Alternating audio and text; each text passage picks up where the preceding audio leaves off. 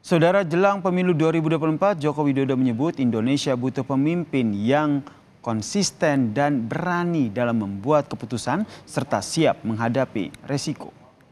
Dalam pidatonya saudara saat menghadiri apel akbar Komando Kesiapsiagaan Angkatan Muda Muhammadiyah atau Koka Muhammadiyah di Stadion Manahan Solo, Joko Widodo menyebut ada potensi ketegangan dalam menghadapi pemilu 2024. Tapi Joko Widodo optimistis bahwa rakyat Indonesia sudah cukup dewasa dan siap menghadapi pemilu tahun depan.